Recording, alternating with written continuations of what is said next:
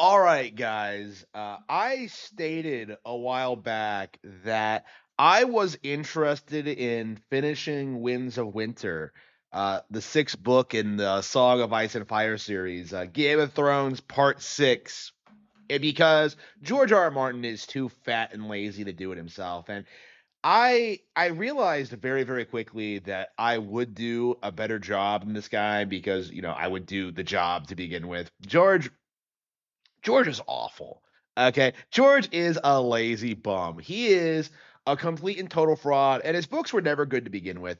If I were to get a hold of the rights to finish the series, and I would love to do it, I would do everything in my power to undermine and correct everything that he tried to do because A Song of Ice and Fire is dumb, it's lazy, it's stupid, it makes no sense. Anybody who has thought about these books in any meaningful capacity has no real respect for them. The only people who prop up A Song of Ice and Fire in this day and age are people who watched the TV show. They are complete lazy frauds who have no experience with literature or fantasy at all. They are complete frauds. So, with that being said, like how exactly what would The Winds of Winter by Harman Smith look like? Like how exactly would I do this? Like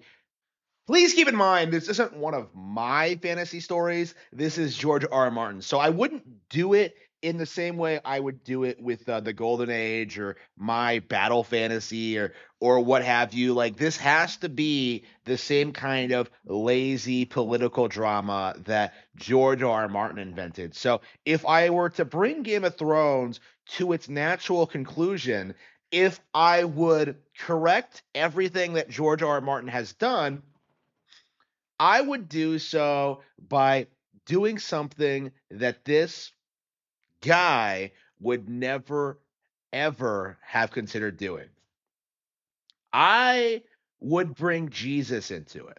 So Jesus comes to Westeros, and because of his influence, because of his saving people, because of his inspiration over a long period of time, the winter that lasts years, the people of Westeros become more and more involved in the world around them. They become more dedicated in dealing with their corrupt leaders, in fighting off the North, in doing everything they can to make their world a better place. No longer are people selfish and evil because they have found Jesus. So, what happens essentially is that everybody playing the Game of Thrones, everyone like Daenerys, Stannis, those guys, like, every single person like involved in the plot, like starts panicking. Is that like, oh man, we're losing control. Like to this guy who's just going around like saying he's the son of God. So what happens is that like all of them team up in this like anime alliance and they all just decide that we have to deal with this guy. So they come up with this idea. We're going to crucify him. We're going to kill him dead. And so they like, they find him, they kill him, and then they're just like, haha, death is how we're going to stop this uprising. Death is how we're going to stop this guy from doing what he's doing. And then they just go home and he comes back and he keeps doing what he's doing, and like the actual political establishment believes he's dead, right? So they completely ignore all the rumors that he's still going around doing his thing, inspiring people and motivating people to deal with like their corrupt leadership. Like they think it's over, right? They have no idea that he completely seriously came back from the dead. Even Jon Snow, who was brought back from the dead himself, is like a non-believer. Like, oh man, I came back because I was so special, because I was so inspired, because I was so unique. And then he just fucks his cousin Daenerys. Like he's like doing it like, oh yeah, and she's like an evil tyrant. She's like trying to kill all these people. Like she's insane, like, oh, I'm a woman and I know what's right for the world. She goes around and like eventually Jon Snow starts to realize that like Jesus is right about everything. And so in the end, he has to like backstab Daenerys. he goes to Christ and starts following him and converts to Christianity and then starts being a major player in like subverting and destroying like the Targaryens, right? Like this is essentially like what happens in Winds of Winter is that like Jesus brings Christianity to Westeros and it just completely upends the entire world. You know, people start like caring about each other more. The social system is upended. You know, there's no longer this like the old religious beliefs are discarded for this like superior real world equivalent, right? You start seeing like massive positive changes to the world because of the change in perspective of other people, because of the normies. Like no longer are they weak, helpless people like beholden to their lords. They are more and more like demanding more uh, rights for themselves. They're demanding that people be better taken care of. They're starting to like, form schools and hospitals and advancing science and technology. And eventually, the monarchy isn't exactly overthrown.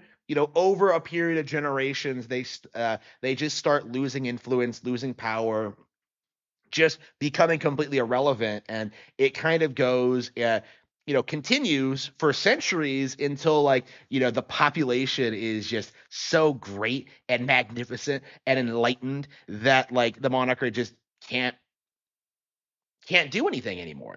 They're no longer considered like the apex of humanity. They are controlled by the evolved new form of government that was influenced by the rise of Christianity, the positive influence in the setting that allowed people to fight back against the White Walkers, that allowed them to deal with the political corruption, that allowed them to do all this stuff.